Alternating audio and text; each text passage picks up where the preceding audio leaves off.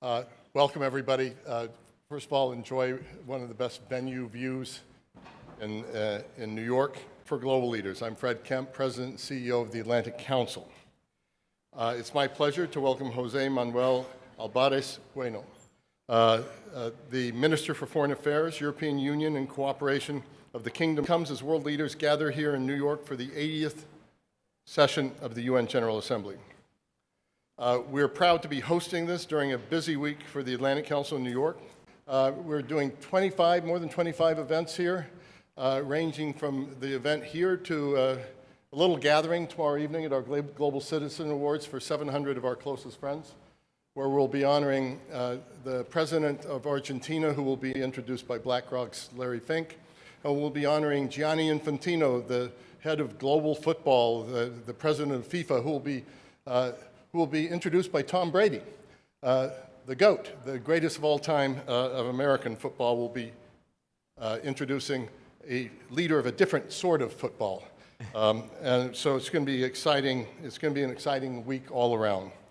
I really love our Atlantic Council front page events because we get a one-on-one conversation after some opening comments with leaders who are involved at the cutting edge of the issues that we're all watching unfold all around us. And I think this is maybe the most volatile geopolitical moment. A contest for the commanding heights of technological change. These developments threaten the shared values of democracy, peace, and security on which the Transatlantic Alliance was founded. And of course, the Atlantic Council's whole mission is about promoting constructive U.S. leadership alongside partners and allies. This all comes as the Trump administration has been pursuing its own security, something that the United States has long pursued. But of course, with the NATO summit this year in The Hague, it's moved a considerable distance. Strengthening multilateralism and promoting peace and security is exceptionally important in today's global environment. The work Spain has put forward to deepen ties with North Africa, the Sahel, from Madrid on the most pressing challenges facing Europe, NATO's southern flank, and the Transatlantic Alliance as a whole. The minister has served as foreign minister since July 2021, witnessing a tremendous amount of geopolitical change in that time, and global security at the office of the President of the government.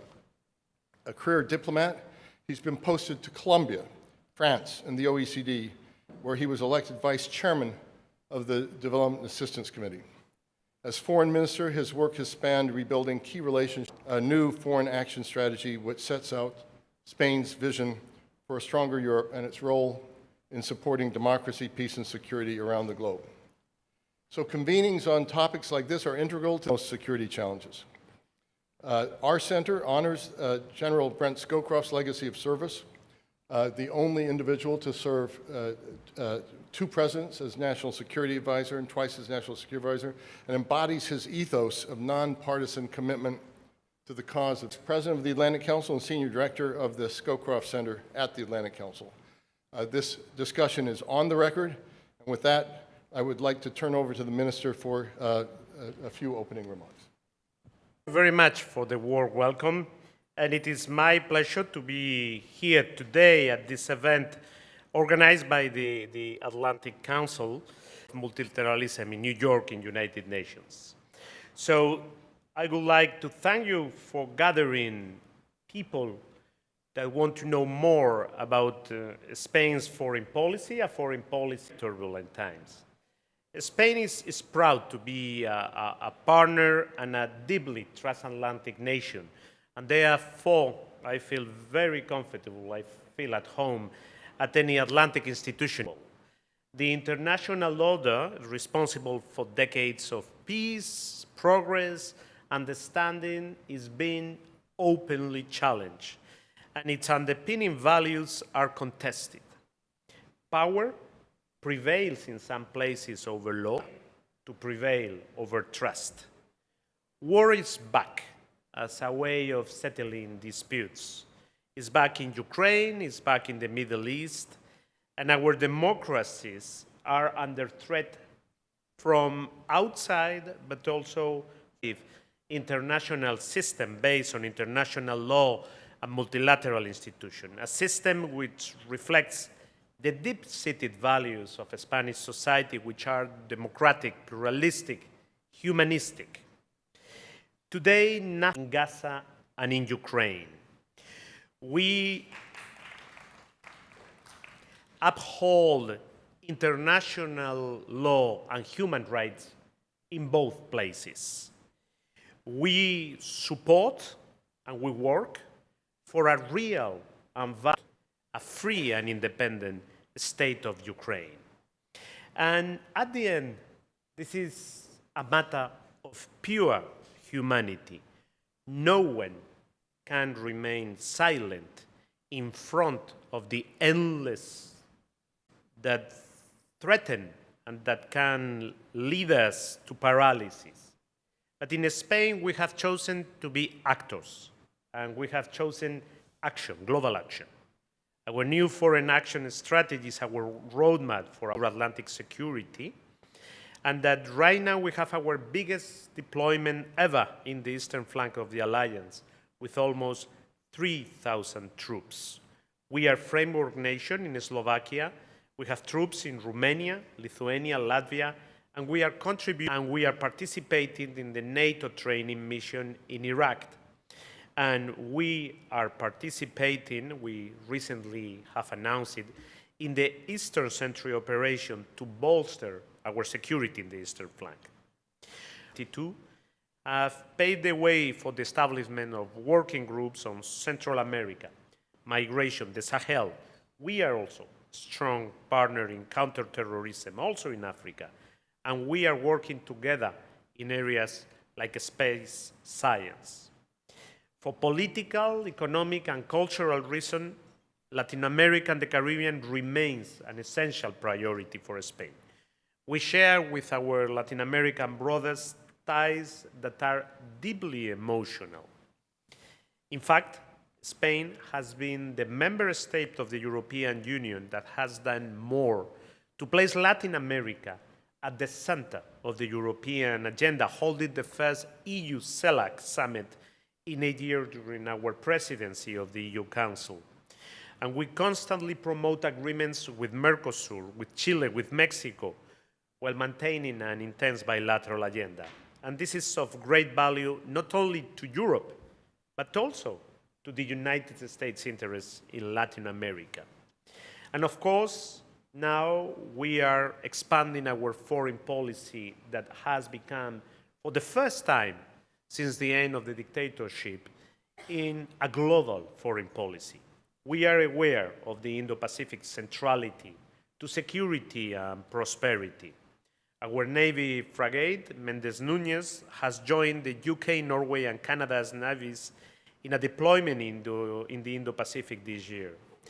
And it's worth noting that 1/3 of Australia's Navy has been built in Spain. We are also working towards a more balanced partnership with China, and our cooperation with India is also seeing a renewed impulse with a joint declaration seen last October.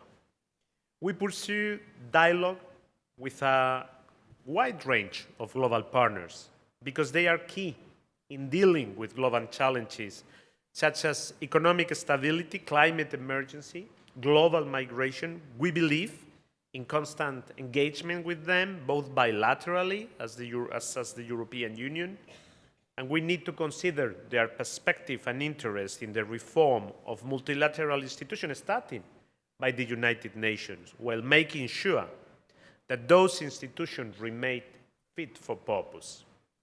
An example of this is our contribution to the Financing for Development agenda.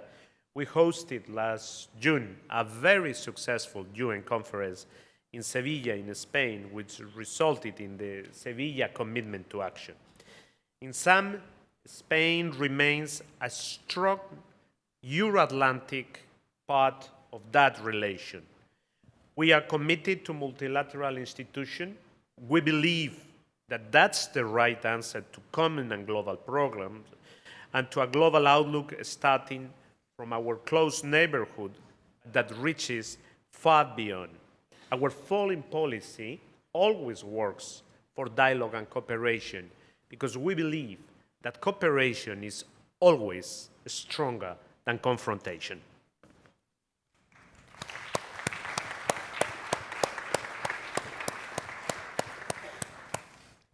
Well, thank you very much, Mr. Minister, for those insightful remarks. Thank you very much for being here today. And you covered a lot of ground, Ukraine, Gaza. I want to get to all that. But maybe first, we're here in New York, first day of the UN General Assembly. We heard some speeches this morning. You said you were busy in meetings. What is your initial impression and takeaways so far from this UN General Assembly? That we are more that believe in cooperation, in dialogue, in multilateralism, to tackle and to solve the global problems, that those that don't do it. But that there is, at the same time, we must acknowledge it, a real threat, that some very strong countries in the world might have the temptation to think that they have a unilateral solution for global problems, or that the strength must be and the force must displace international law, or that war, it's a way of settling disputes among states, that war, as it was in the old times before United Nations, is another way of carrying out foreign policy. So there is a real challenge, starting by our own democracies, the very foundation. There is a real challenge for human rights. There is a real challenge for international law, for United Nations. But we must not forget, we are many more that believe in cooperation and multilateralism, and therefore it's more important than ever to stand for those values and to speak up. And another thing that it has been a big change compared to other General Assemblies that I have attended as a foreign minister, is that today talking about things that were common sense has become a little bit revolutionary. To talk about peace, to talk about development cooperation, but we have to do it. We have to keep backing. Good. Well, let's talk about peace. And you said in your opening remarks that you want to stop the killing in Ukraine, stop the killing in Gaza. I think President Trump very much agrees with you on that. So let's start with Ukraine. President Trump has made negotiating an end to the war in Ukraine a top priority. How is this going from Spain's point of view, and are we making progress? I welcome very much any effort for peace. And President Trump certainly is really trying as hard as he can for peace. Unfortunately, I don't see on the Russian side any hint that he wants not only peace, but even a real ceasefire. President Zelensky has put on the table an unconditional ceasefire. And we see that everything that Vladimir Putin says or does are dilatory tactics to continue with the war. So I welcome the effort. I don't see on Russia any real commitment to peace. And what we must make sure today are two things. One, and Spain is committed to that we will be backing Ukraine as long as it takes to become and to continue being an independent and free country. And the second thing, when we talk about peace, that we all give the same content to that war. Peace is a lasting peace. It's not a parenthesis between two wars. And peace is a just peace. And a just peace is a peace adapted to the principles of the United Nations Charter, leaving a Ukraine that is sovereign to decide to which organization wants to belong. Many have argued that to get peace in Ukraine, it's going to require turning up the pressure on Vladimir Putin, especially through more economic sanctions. President Trump has recently said that the United States may not do more unless Europe takes the lead here by cutting off Russian oil and gas purchases, maybe putting secondary tariffs or sanctions on China and India. Do you think Europe is willing, and is Spain willing to do more to turn up the economic pressure on Putin? Spain certainly, and I would say Europe as well. I don't want to speak on behalf of every country in Europe, but so far we have 19 packets of sanctions, and all of them have been approved by consensus. Spain is certainly ready to do all that. And I agree, I think that putting pressure on Russia, it's the only way to bring to the negotiating table Russia. As long as Vladimir Putin can carry out this war, he will continue doing it. And the idea of secondary sanctions or tariffs on China and India, is that? We always look about how to prevent that sanctions are diverted through different countries. So yes, of course, we keep doing it all the time, since the very first package of sanctions. Okay, good. And sticking with European security, another major development has been the NATO defense spending pledge, where NATO allies have agreed to spend 5% of GDP on defense. Spain is a country that has said that it doesn't need to spend the 5% to meet its defense capabilities. Can you say more about that decision, and can Spain really provide the capabilities that NATO needs at less than 5% defense spending? Because we thought that that was the wrong approach, to put the percentage first and then to decide on what we're going to spend it. What's really important is what are the capability targets? What are the commitments to which every member state or every ally of NATO must fulfill? And we are going to do it, as we have always done it. But when we did the calculation with 2.1, we could do it. And we want to be judged by the deed. We are going to provide them. And there are two things that maybe people in the United States don't know, but Spain has right now the largest commitment ever since becoming a member of NATO, of troops, tanks, aeroplanes in the eastern flank. 3,000 soldiers, aeroplanes that provide security to the Baltics, ships, tanks. We are giving a huge amount of equipment to Ukraine for its own defense. And when my government got into office, we found the budget, the defense budget, at the lowest point in the history of Spain. We have tripled since that budget, and we have recently met the Wales target of 2%. Final question on European security. The Trump administration is finishing its national defense strategy. It's reportedly doing a force posture review. There are reports that the administration may decide to focus on the Western Hemisphere or maybe the Indo-Pacific, but that the sense that maybe Europe and the Middle East are less of a priority than they used to be.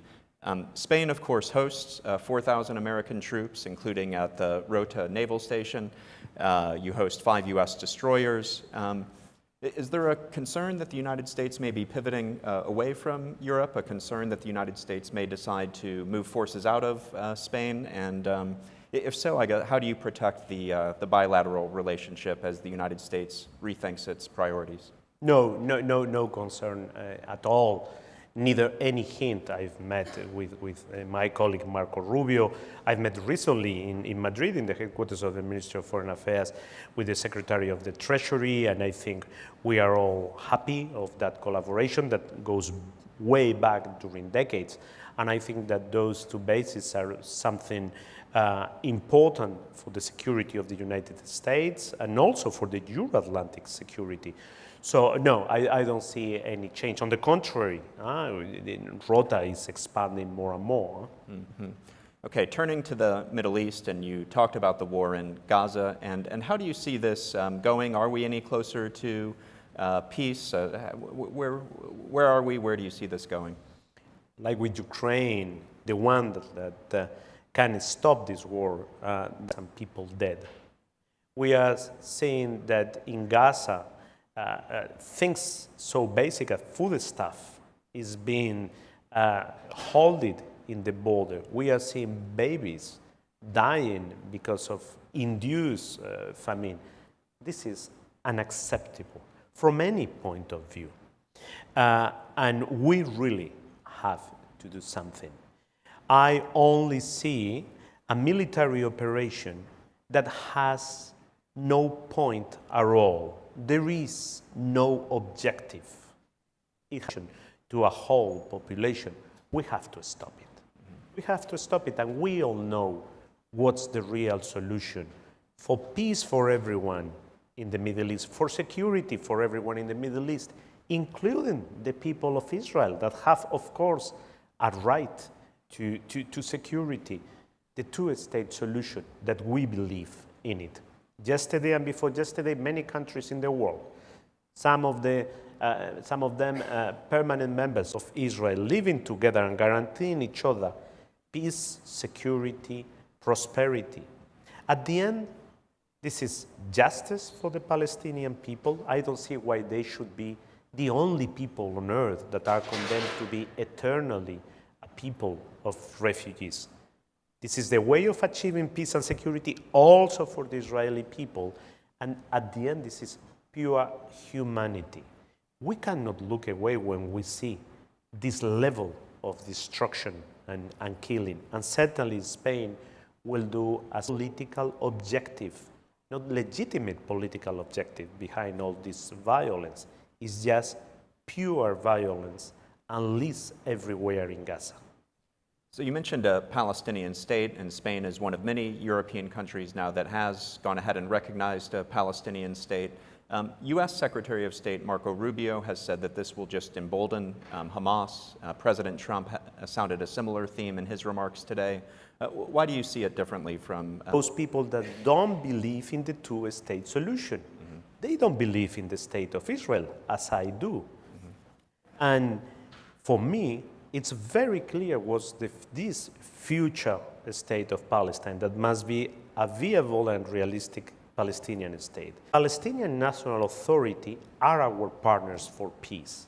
Hamas is not. Mm-hmm. Hamas is a terrorist organization that must be disarmed and disappear, that has no role to play whatsoever in a future Palestinian state. In your opening, you talked about Spain's role in the Indo-Pacific and was pleased to hear about that. And at the Atlantic Council, we've done a lot of work about the importance of stitching together American alliances in Europe and in the Indo-Pacific. And you were in the news last week, the need for Europe to pursue its own independent China policy, balancing opportunities for partnership with the need for competition. So how do you see Spain's role in this new era of strategic competition with China? And do you think that Spain and the United States have chosen Madrid and the Minister of Foreign Affairs, and they were negotiating in my own bureau the future of their trade relationship and anything that Spain can do to bring dialogue of a natural ally for Spain and for Europe. Everything we do together, it's better for all of us, Europeans, Spaniards, for the Americans, the best with which we need everyone. And of course, when you see China, permanent member of the Security Council, now that we are in New York, in the UN, a superpower when you see it in population, economy, military, you need to have a dialogue. Well, you need to involve China. And we have a huge unbalanced trade relation with China that we have somehow to level and to get a level playing field. Therefore, there are not many countries in the world that have a global. Yes. Well, speaking of your global foreign policy and continuing our tour of the globe, let's turn to Africa. And we just hosted the president of Mozambique here on this stage earlier this afternoon. Spain has been a leader in global diplomacy when it comes to bridge stability, security. What are Spain's priorities when it comes to Africa? And coming back to China and Russia, how do you view the role of China and Russia in the continent? For us, Africa, especially Western, 14 kilometers away from Africa, that we have Ceuta, Melilla, the Canary Islands that are in Africa. So for us to tackle the main issues that we have, we need an irregular migration. We work with them also when it comes to trade, investment, development, and also we have a very strong dialogue on democracy and stability, very especially in the Sahel. We have our own agenda. It's an agenda that puts Africa at the center. When we do development cooperation or when we think about the investment, we listen first to what they want, what are their policies, what are their priorities to decide what they prefer. Well, I have many more questions, but we also have an impressive audience here, and so I think we have about 10 more minutes. So I'd like to now open it up to the audience for any questions. We do have people with microphones. To submit a question, you can do so following the instructions posted online. So who would like to ask the minister a question? Steve Shapiro, Senior Advisor at the Scowcroft Center. Minister, a question on NATO for you. There is some discussion, and it's not completely whimsical, that there are regional interests within NATO. Of course, there's Nordics, Baltics, Eastern, Western, regions, which aren't necessarily global, but are necessarily NATO. And there's further discussion, which isn't necessarily whimsical, that there might be reluctance on the part of, say, a Mediterranean state to involve itself in a, say, Nordic situation initiating. The question then is, how would Spain look at the concept of regional responses to smaller, yet clear NATO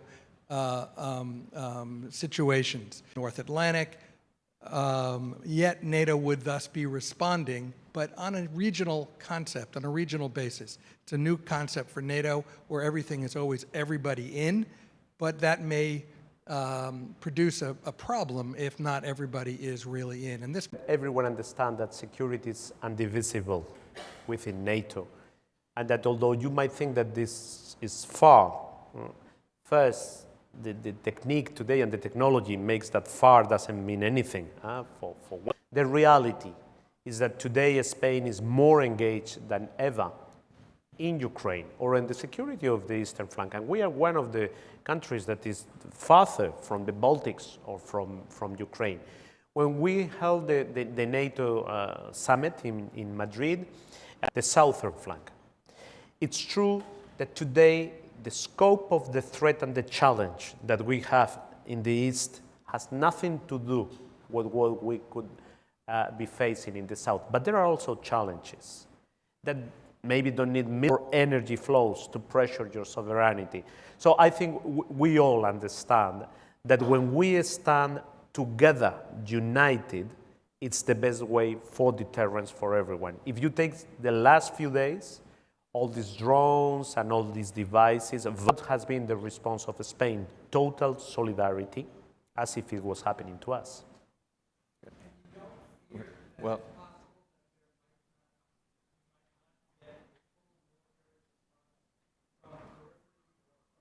knows and realize that we will respond together since the very first inch of our territories, whatever it is.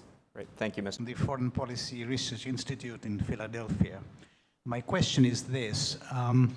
Some of us think that in the next 5 years, a participant there, what is Europe's view about that, and how prepared is Europe to be able to constitute a credible European army that can defend Europe? The impression that we get from the United States is that we are not far from putting an end to NATO or the involvement of the United States, but still on autonomy and sovereignty.